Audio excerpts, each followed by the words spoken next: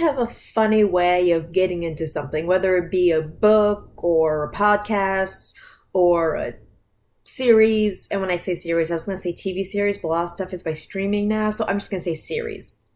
Anyway, when I want to get into something, usually I kind of jump towards the middle.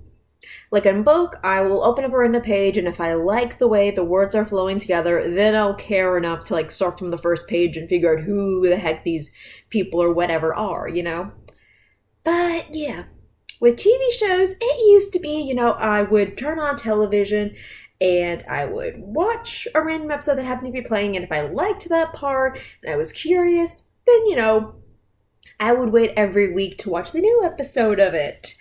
Would I look for the very first episode? Yeah, in the old days, I would do that pirating. I would search my little heart out. A lot of bugs.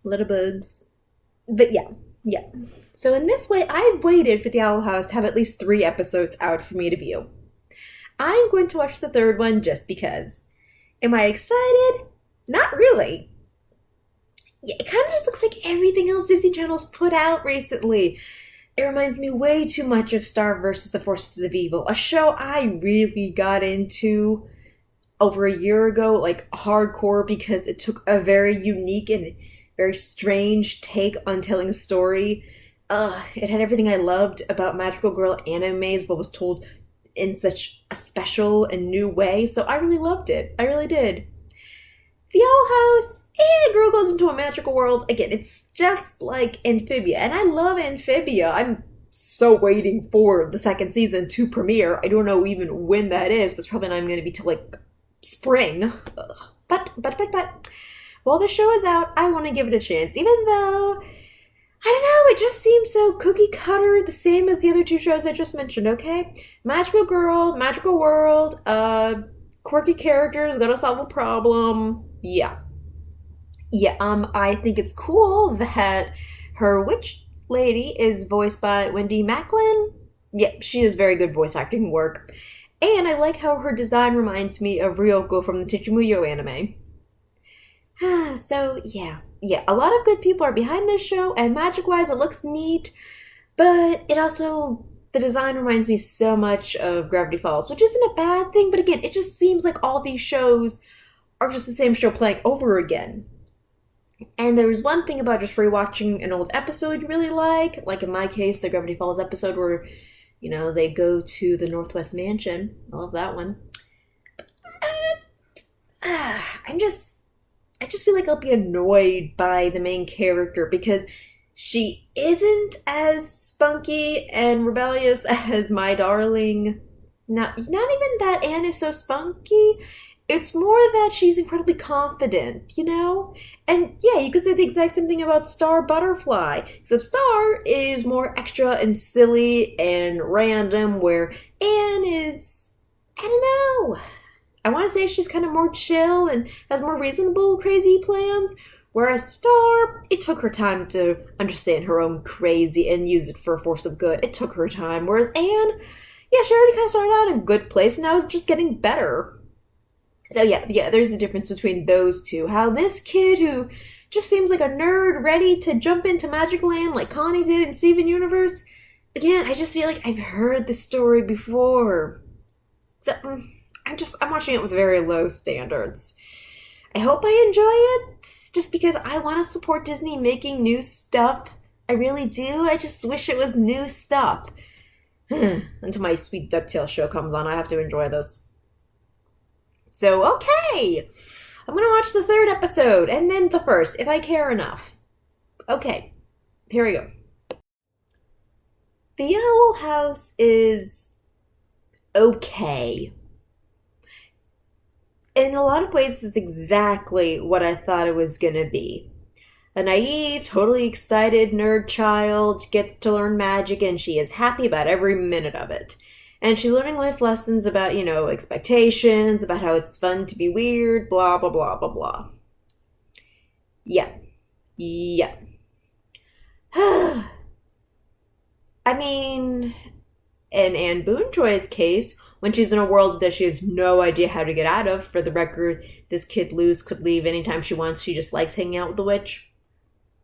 Anne has to learn how to really, put all of her energy and smarts all in a good direction.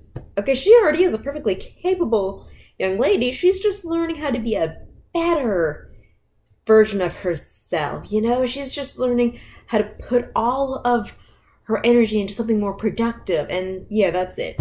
In Star's case, Star Butterflies was more of just she was surviving the messes she makes up herself.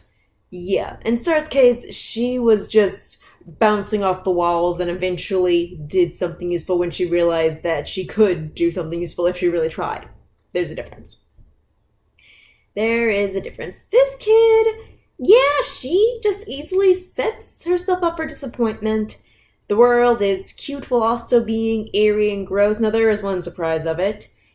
There are a lot of things about it that are actually almost as ugly as the grim adventures of Billy and Mandy. It's up to that level. So yeah, that's strange and nasty. It doesn't have the sick, weird charm of Billy and Mandy. But, I don't know, for kids to watch this for the first time, I think this will be theirs. Okay, this will be their weird show that they can connect to. I honestly feel like it's trying really hard to entice the people who write fan fictions and believe in conspiracy theories and all those other oddballs. I feel like it's trying too hard that it's almost insincere. Though I do like Ida, the witch. I do. She's rebellious, alright? She's apparently, she's like Grunkle Stan, but maybe a little, I don't know if she's better or worse. She got very excited about being on a wanted poster. She has no shame, but she's clever enough to get through a lot of other problems. She kind of puts it all, on the sleeve. She's not really hiding anything. And yeah, that is strange. It's very different from Yuko from XXXholic, who, only gave half-truths to let her little pupil figure things out for himself. I don't know if that's just a style choice. And yeah, I don't think Ida has a big mystery that she wants Luce to solve. I think she's just, kind of just surviving. The struggle is real with her. She is just, trying to do what she can. She sounds a lot like an artist trying to make, her own way work. Getting rent, trying to sell her own products, being true to herself. She's not into conformity. Yeah. Her soul is an artist. Her actions are of a clever, seasoned witch. So she is a charming character. I like Ida very much. I think Wendy Maverick or Macklin.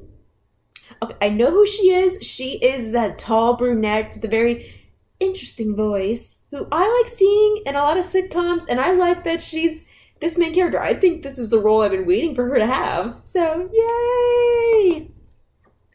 Ida, I like you. I think I will follow stuff online about you, but I don't care. The kids have cute designs, but there's nothing really new about them. At least not to me.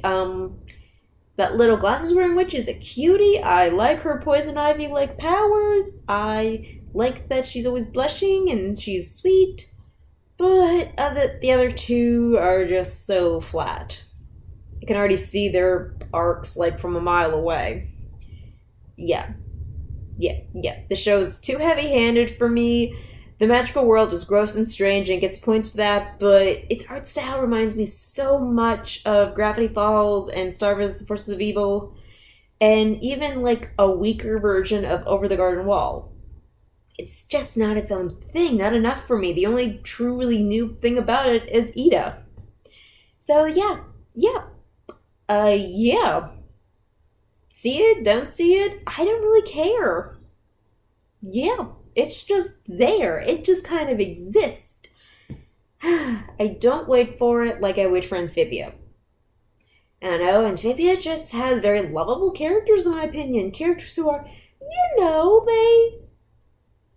they're tropes that go off other tropes, but they play themselves well, and they're flawed enough to be charming. So there's a difference. In Star vs. the Forces of Evil's case, she really, the plot gets thicker as you go along. That makes it worth it. In Gravity Falls, it was always weird to begin with, and it was one of the first weird shows Disney had made in a while, or any shows. It was a new flavor for itself. It was almost like the kid version of X-Files. And even then, there was like a kid version of X Files with this show when I was a kid called So Weird. It wasn't a cartoon, it was live action. Huh. Anyway, Owl House is okay. The animation's fine. What the characters are trying to do is okay. I think it's basic enough to appeal to some people, just doesn't appeal to me. Though I do like Ito. So yeah.